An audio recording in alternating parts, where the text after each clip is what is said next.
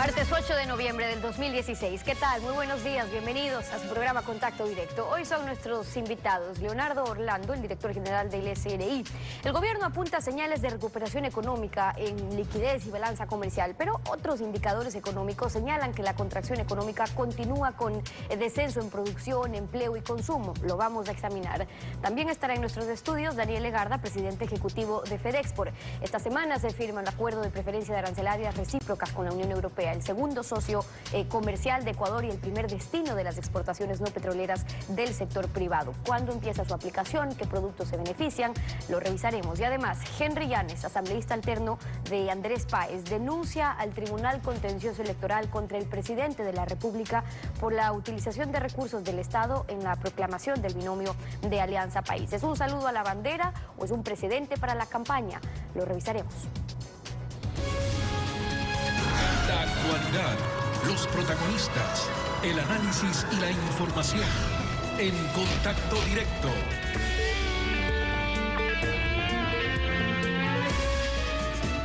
¿Qué tal, Alfredo? Buenos días, ¿cómo te va? Muy bien, Steffi. Buenos días a todos. El gobierno resalta que la economía ha empezado a dar señales de recuperación.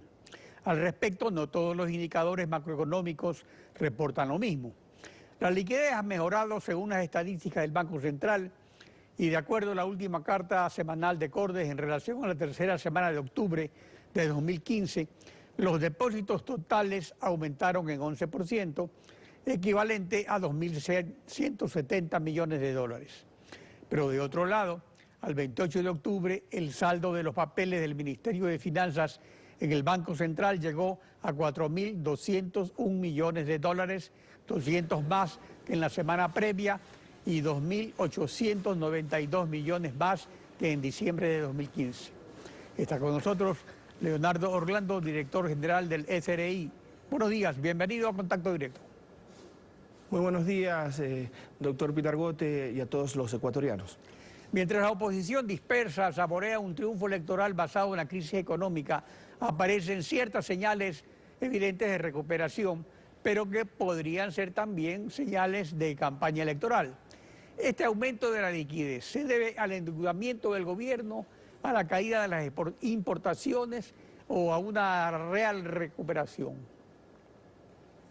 Bueno, doctor Pinargote, como usted recordará, en los primeros 5 meses del año, la recaudación tributaria reflejó un decrecimiento que fue admitido con responsabilidad y con absoluta transparencia por el Frente Económico, por el propio señor Presidente de la República y por el Servicio de Rentas Internas. En estos últimos 5 meses ya podemos dividir la recaudación de este año en 2 periodos, en dos quimestres. Tenemos una evidente recuperación económica. Y en efecto, las medidas lo divide en quimestres.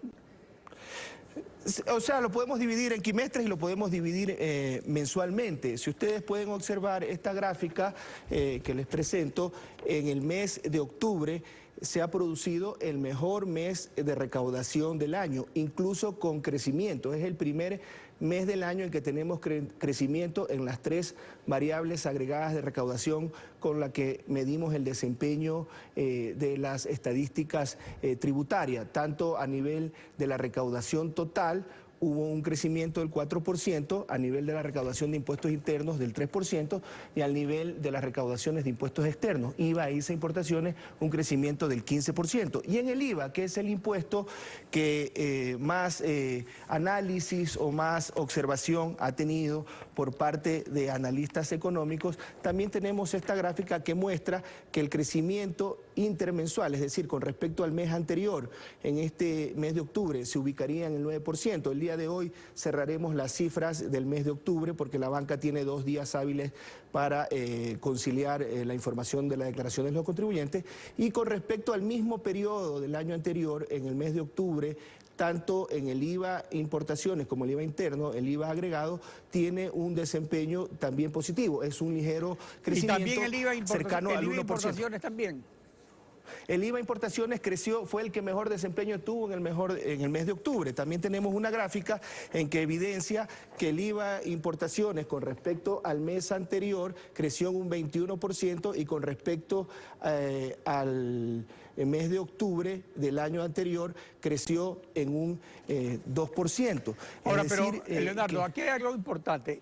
En junio, cuando se dieron los datos del descenso del 16% que habían descendido las recaudaciones, usted advirtió claramente que se iba a producir como consecuencia de la ley solidaria y de la ley de equilibrio fiscal, o sea, del aumento de impuestos, en efecto, este resultado, o sea, el resultado que usted previó, pero este resultado obedece a impuestos que son temporales. No, estimado Alfredo, en ningún caso. Nosotros, con total objetividad, en la gráfica que está aquí, por favor, si volvemos a repetir la toma, está excluido para el año 2015 la remisión, la amnistía, que es un fenómeno que no se produjo y no se repitió en el año 2016, y las contribuciones solidarias. Está excluida tanto en la recaudación total, en ese incremento del 4% no están las contribuciones solidarias, y en el caso del IVA no está el incremento temporal de 2 puntos. O sea, nosotros hacemos comparaciones objetivas con datos verificables y esperamos ya en los próximos días publicar la información tanto mensual como acumulada al mes de octubre. Pero llevamos ya 3 meses consecutivos donde el mes de agosto fue el mejor mes de recaudación hasta la fecha, después septiembre lo superó en términos cualitativos y cuantitativos, y el mes de octubre ha sido definitivamente el mejor mes del año, incluso con un crecimiento con respecto al mismo periodo del año anterior. Entonces son variables, como bien lo señalaban en la introducción de la entrevista, que son señales de recuperación, que no son aisladas. También la recuperación en los 2 últimos meses del empleo formal, de las afiliaciones a la seguridad social, de la recuperación de depósitos que usted bien reseñaba, así como la colocación del crédito, tanto de la banca pública como del sector privado, la reactivación económica y la reconstrucción. A ver, pero esto está en los 3 primeros, en el primer trimestre, digamos, del segundo semestre. Porque, en cambio, al cerrar el segundo semestre, tal vez esto sea también importante para destacar lo que pasaba antes y lo que está pasando ahora. En análisis semanal de octubre del 13, se destacó que los datos de la actividad económica en el segundo trimestre confirman que fue un trimestre para olvidar. La demanda global se contrajo menos 4.7, el consumo de hogares también menos 4.7, la formación de capital menos 12.3, y en cuanto a sectores económicos claves, tanto el comercio, la manufactura, la agricultura caen y la construcción se desploma. Y el PIB solo se contrae menos 2.2, porque el valor agregado de la refinación petrolera casi se duplica, algunas centrales hidroeléctricas entraron a generar y la acuacultura tuvo un excelente trimestre. Esos son datos oficiales al cerrar el primer semestre. Ahora, solo ha pasado un trimestre. ¿Esto es realmente una recuperación o son señales que permiten abrigar esperanzas de que la situación realmente está cambiando? Alfredo, son señales evidentes y claras y sobre todo son sostenidas en los últimos. En el caso de la recaudación, los últimos 5 meses han sido mucho mejores que los primeros 5 meses del año, que fue un año económica y fiscalmente duro. Estamos recuperando la economía con medidas correctas, con medidas claras, evidentes, que procuran que la inversión, el empleo y la actividad económica se vayan recuperando después de una afectación muy fuerte de choques externos, la caída de las exportaciones, no solo del petróleo, de algunos precios de nuestras materias primas, el ajuste fiscal que hubo que realizar, la variable de inversión tuvo que ser ajustada, siempre se lo dijo, y también la apreciación del dólar, la devaluación de las monedas de los países vecinos, son choques externos reales, comprobables. Y en este caso, en el tercer trimestre del año, obviamente todavía no están las cifras del Banco Central, pero la proyección es que no solo haya crecimiento con respecto al trimestre inmediato anterior, sino que haya ya crecimiento con respecto al mismo periodo del año 2015. Los depósitos, ahora, pero para un crecimiento sostenido, el Foro Económico Mundial recientemente ubicó al Ecuador en el ranking de competitividad mundial 15 puestos menos que el año anterior. Y para mejorar su competitividad recomienda al Ecuador fortalecer la eficiencia del mercado laboral. Pero las estadísticas del INEC a septiembre de 2016, las más recientes, sobre empleo, desempleo y subempleo, señalan sin embargo un panorama preocupante que Walter Spurrier ayer aquí en Contacto Directo lo resumió así. Veamos. Si las comparamos con el mismo trimestre del año anterior, entraron 228.000 personas al mercado laboral urbano y entonces estos 228.000 personas entran al mercado laboral en circunstancias en que el empleo adecuado en ese tiempo decae en 247.000. O sea, los 228.000 van a buscar trabajo y se encuentran que 247.000 están saliendo porque han perdido el trabajo. O sea, son 475.000 personas que han estado buscando que han estado buscando un empleo adecuado y que no lo consiguen. Y de esos, solo 77.000 se declaran desempleados. Y el resto no se declara desempleado, sino que entra a trabajar en el mercado informal o en el subempleo, porque tienen que poner comida en la mesa. Entonces, este es el asunto. ¿Hay recuperación con estos índices, que son los más recientes, o solo alivio en la liquidez por el endeudamiento, básicamente?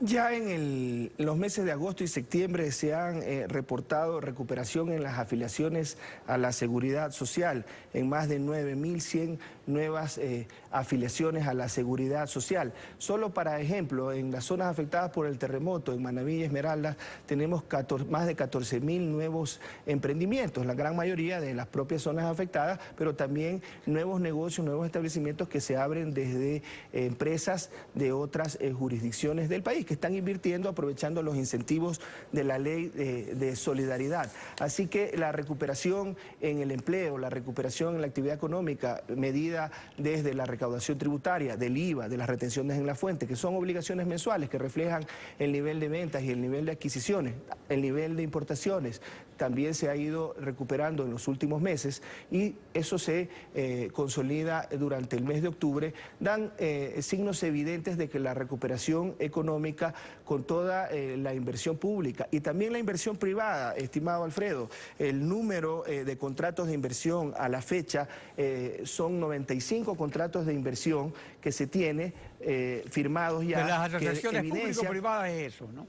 No, en los contratos de inversión al amparo del Código Orgánico de la Producción. Son 6.624 millones suscritos desde el año 2012 y en alianzas públicas privadas ya suscritas hay 3.862 millones en 2 puertos y en la carretera Río 7 Huaquillas. Y en el caso del puerto de Manta y las carreteras de Naranjal Río 7, el viaducto sur de Guayaquil y Santo Domingo Quevedo Juján, las alianzas públicas privadas que se firmarían entre diciembre del 2016 y marzo del 2017 superarían los 5.800 millones. Entonces, esa inversión privada también en el sector minero, también en el sector inmobiliario que muestra signos de recuperación, genera ese empleo. Nosotros estamos conscientes que este proceso va a ser paulatino, pero estamos claros de que con las medidas políticas activas, después de un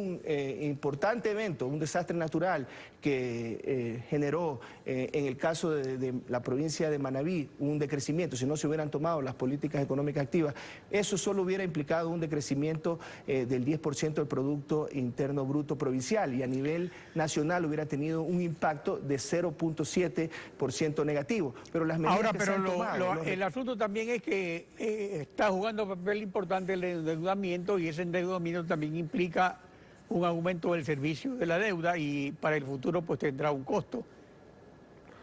En efecto, se tiene que utilizar todas las fuentes, estamos haciendo todos los esfuerzos necesarios y los indicadores de riesgo país esperamos que sigan contribuyendo a seguir teniendo endeudamiento en mejores condiciones, es decir, en mayores plazos, en menores tasas de interés, pero hay que invertir esos recursos del financiamiento en el desarrollo, porque las necesidades, sobre todo en el caso de las afectaciones que hemos tenido en las provincias afectadas por el terremoto y también obviamente otro tipo de inversiones que son necesarias para consolidar el proceso de desarrollo, están siendo invertidas, todos esos recursos producto del financiamiento externo están siendo invertidos de manera inteligente para transformar la matriz productiva. Ya el nivel de inversión inversión, por ejemplo, en generación hidroeléctrica va a ir teniendo cada vez una menor demanda de recursos y los ahorros que se están generando por los multipropósitos, por las hidroeléctricas, generan un alivio en el mediano y largo plazo fiscal y en la economía generan ahorro de divisas que generan también más producción, más inversión y más empleo. Bueno, esperemos que se cumpla estos pronósticos de recuperación efectiva porque eso es lo que le conviene al país. Gracias, Muchas Leonardo gracias, Orlando, por acompañarnos en Contacto Directo. A usted, Alfredo. Son las 7 de la mañana con 15 minutos. Vamos a una pausa y al regresar está en nuestros estudios ya Daniel Legarda, el presidente ejecutivo de FedExport. El viernes se firma el acuerdo con la Unión Europea, el principal destino de nuestras exportaciones no petroleras, sus repercusiones en la economía, la inversión, el empleo. Lo analizamos al volver. Quédese con nosotros.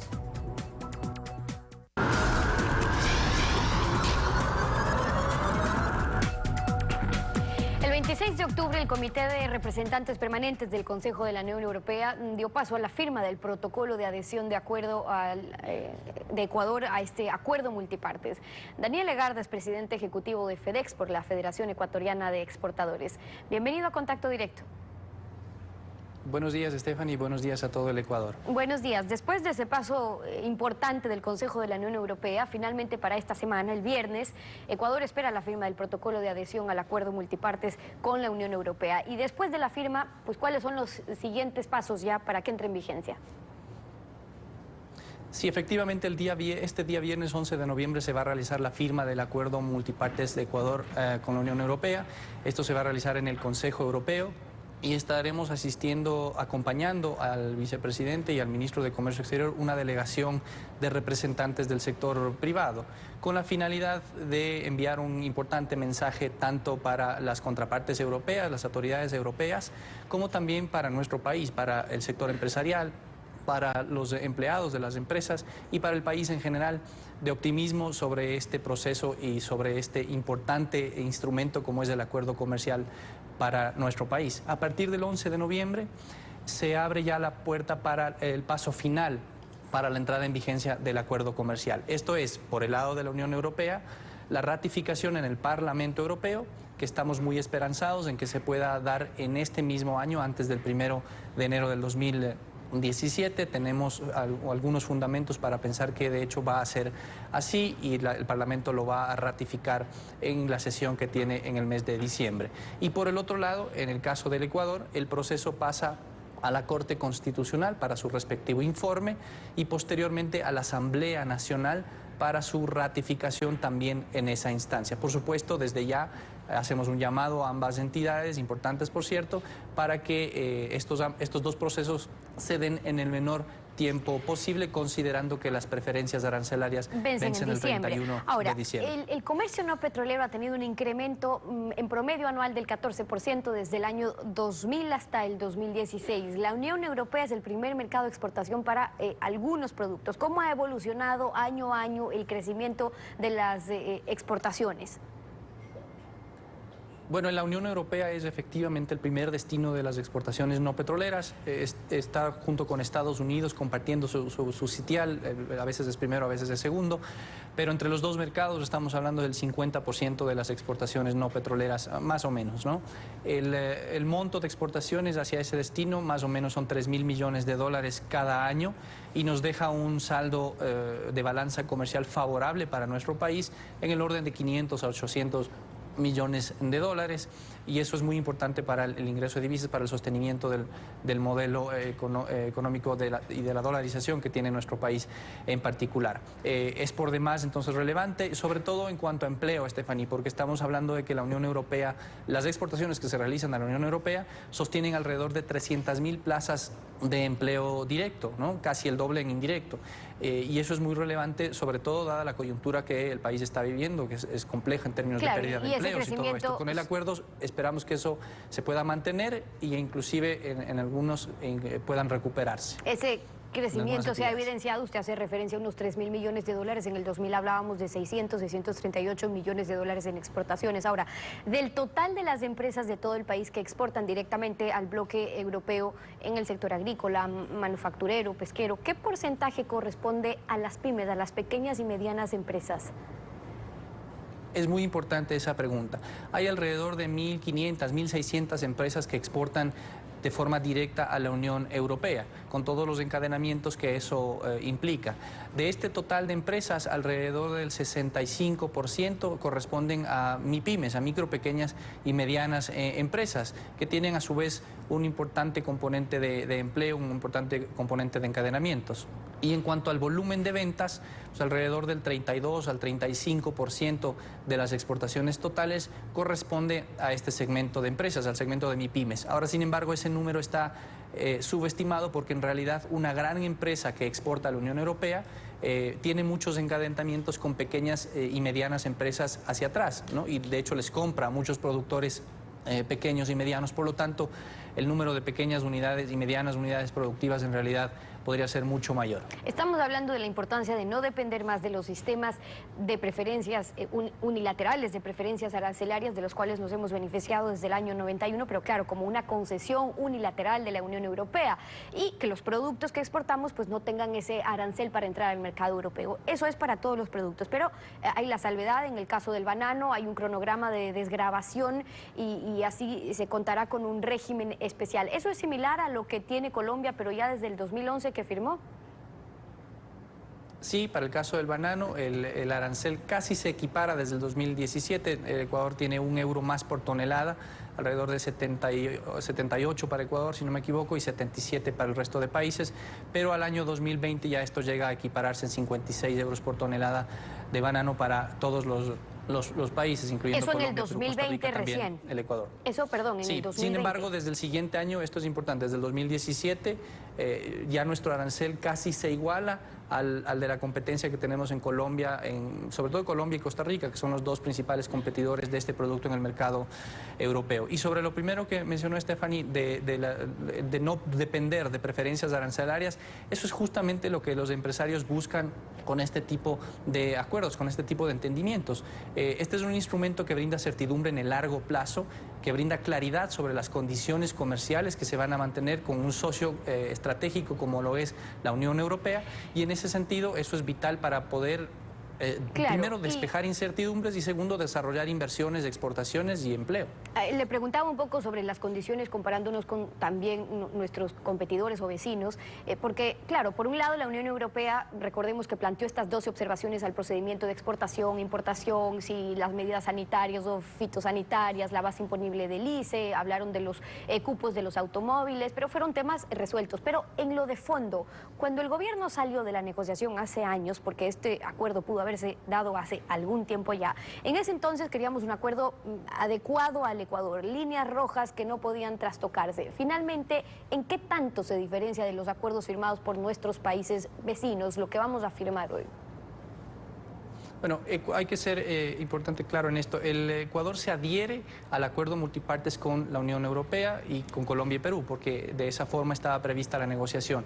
Sin embargo, dentro de los textos que han sido negociados en esta adhesión para el caso del Ecuador, se han establecido algunas diferencias en los diferentes rubros que eran delicados para el Ecuador. Por ejemplo, cronogramas de desgravación un poco más extensos para algunos productos que podrían ser sensibles, como por ejemplo algunos del sector lácteo. Se han establecido algunas exclusiones de productos que son muy similares a las que tiene Colombia y Perú también, de productos de la canasta básica fundamentalmente. Se han establecido cronogramas un poco más amplios y flexibles en cuanto a compras públicas para el caso del Ecuador, incluyendo también los conceptos que maneja el gobierno nacional sobre economía popular y solidaria, etcétera.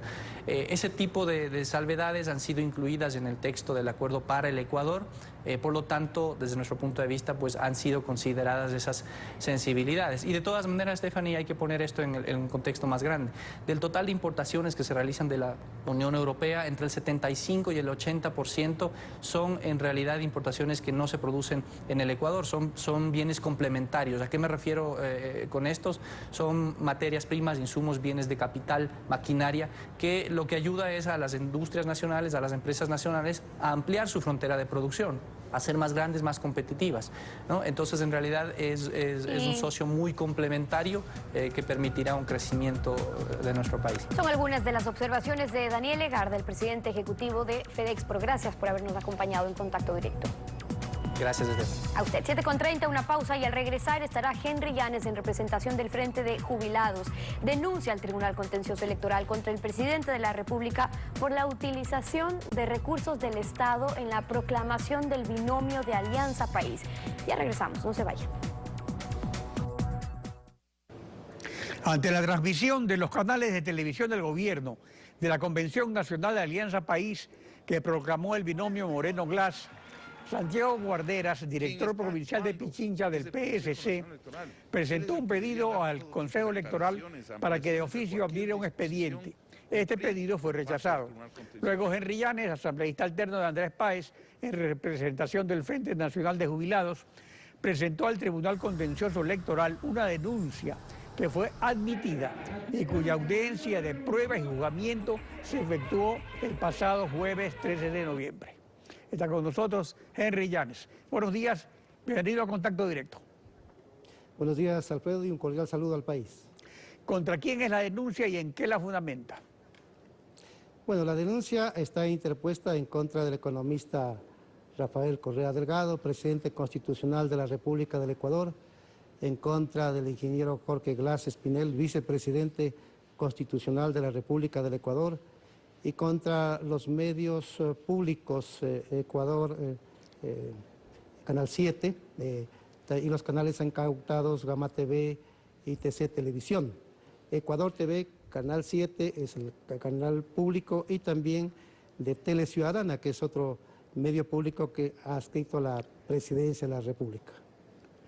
Y los fundamentos, ello, o sea, ¿cuáles son las violaciones que se han cometido a la ley o a la Constitución? ¿Cuál es la infracción electoral para esta acción ciudadana que usted la ha presentado bajo esa figura, digamos? Sí, las acciones sobre infracciones electorales tienen derecho las organizaciones políticas, el Consejo Nacional Electoral y las organizaciones electorales provinciales, y también los electores en goce de los derechos políticos y de participación. Entonces, cuando el 1 de octubre, el sábado, en el Estadio del Aucas se da una convención nacional de Alianza País, la 5ª Convención Nacional de Alianza País, ese fue un evento político con carácter electoral, fue eminentemente político, tal es así que inclusive se suspendió el enlace ciudadano. Y entonces recurría a lo que dice la Constitución y la ley. ¿Qué dice el artículo 115 de la Constitución de la República? Que está prohibido utilizar los recursos públicos con fines políticos y electorales. Eso dice la Constitución en el artículo 115, inciso segundo. Y luego el Código de la Democracia también estipula de manera clara, estimado Alfredo, lo siguiente, que quiero dar lectura para que el país tenga claro. El artículo 276 dice lo siguiente: constituyen infracciones de las autoridades o de los servidores públicos las siguientes. Numeral 2, usar bienes o recursos públicos con fines electorales, ¿no? Y dice, serán sancionados con la destitución del cargo y una multa de hasta 10 remuneraciones básicas unificadas. Esto dice el Código de la Democracia para las autoridades y servidores públicos que utilicen recursos y bienes públicos con fines electorales, con fines políticos. Y luego el 277 dice lo siguiente, en el caso de los medios de comunicación: constituyen infracciones para los medios de comunicación social las siguientes. Numeral 2, la difusión de propaganda política o electoral pagada o gratuita, ordenada por personas distintas al Consejo Nacional Electoral. En estos casos, se suspenderá la publicidad en dichos medios y se los sancionará con una multa de 50 a 100 mil dólares. Entonces, estimado Alfredo, ¿qué hice yo? Yo tomé como prueba el canal de la Presidencia de la República, Tele Ciudadana, subió a la red la grabación y yo la grabé. Aquí bueno, está. ya esos, digamos, los detalles procesales en el proceso. Pero ahora también veamos cuál es la posición del gobierno. En el conversatorio con la prensa el 4 de octubre en Guayaquil, Patricio Barriga, secretario nacional de Comunicación, y el presidente Correa precisaron lo siguiente. Veamos. Aquí debemos ser absolutamente enfáticos. La 5ª Convención fue un evento organizado y financiado totalmente por Alianza País, y por lo tanto no ha habido recursos públicos como artificiosamente han pretendido posicionar. El movimiento dio todas las facilidades técnicas para todos los medios de comunicación. Como Secretaría de Comunicación, y de acuerdo con lo que establece el propio artículo 83 de la Ley Orgánica de Comunicación, establece a Teleciudadana como medio público institucional, y nosotros lo que estamos haciendo es precisamente servir a la comunidad con información de primera mano, en donde, tal como lo establece la propia ley, lo que hace, el objetivo fundamental es difundir la posición oficial de la entidad pública, que en este caso son las instituciones del Ejecutivo, y por supuesto también los asuntos de interés general. ¿Dónde más estuvo el presidente y vicepresidente? ¿En la Plaza Belmonte o en el Estadio del Auca?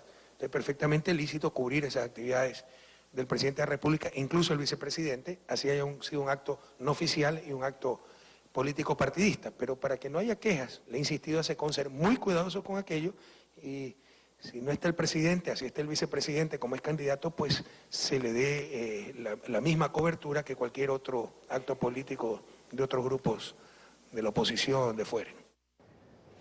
A ver, esto fue la difusión de la posición de una entidad pública o del Ejecutivo, como dice Patricio Barriga, o la Convención de Alianza País proclamando su binomio para las elecciones. Claro, lo central, estimado Alfredo, es que el sábado 1 de octubre en el Estadio del Aucas se dio un evento político del movimiento político Alianza País denominado Quinta Convención Nacional. Eso fue un evento político, un proselitismo político, tal es así, estimado Alfredo, que en esa convención decían una sola vuelta y todo el escenario está con las banderas y con el color verde de Alianza País. Otra característica de la política ya no existe. Las organizaciones políticas hacen esto, hacen este tipo de convenciones, este tipo de asambleas, con este tipo de discurso, con este tipo de banderas y con este tipo de consignas. Fue la presentación Ahora, esto del se ha binomio... venido haciendo durante todo el periodo, que es casi una década. Pero ¿por qué claro, pide exacto. usted la destitución del presidente Correa cuando es lógico suponer que no lo van a hacer? O sea, quiere dejar sentado un precedente para la campaña electoral, ¿es eso lo que persigue? Lo que pasa es que la ley no puede ser letra muerta, estimado Alfredo. Si hicieron una ley, ha de ser para cumplirla. Y la ley es tanto para gobernados como para gobernantes. Y que quede claro frente al país, se usaron recursos públicos.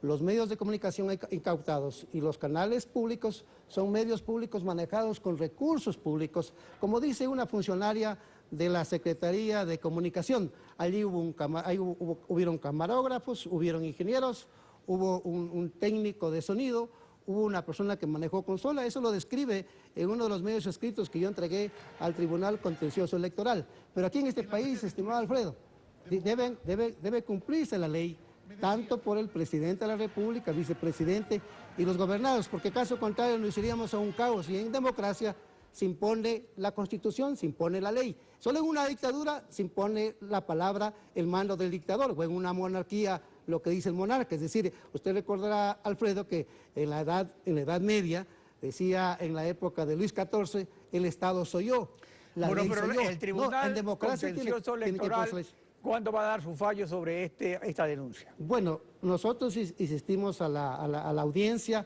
dejamos muy claro la denuncia, quisimos abrir el video, los señores abogados no tuvieron la valentía de resistir y de ver el video, apelaron de que no querían que no había peritaje. Bueno, nosotros vamos a esperar lo que dice la señora juez, y según lo que diga la señora juez, tenemos también un recurso para ir al Pleno, y deberían llevar al Pleno el perito para que vea lo que dice el contenido del video, y si no, que le abran vía internet de forma simultánea lo que está subido en Teleciudadana, pero la infracción es esa. De manera que nadie tiene que tener, si cometió una infracción, tiene que reconocer, tiene que haber valentía por parte de ellos de reconocer esa infracción en violar la ley, transmitiendo la Quinta Convención de Alianza País. Y como dice Alfredo, durante los 10 años se han pasado en eso, pero alguien tiene que poner orden en este país. O sea, la idea en este caso sería dejar un precedente. Henry Llanes, gracias por su participación en Contacto Directo. Muy amable, Alfredo. Concluimos así esta emisión de Contacto Directo. A ustedes, gracias, su confianza y sintonía. Nos vemos mañana, Alfredo. Mañana continuamos rayando la desinformación. Contacto Directo. Buenos días.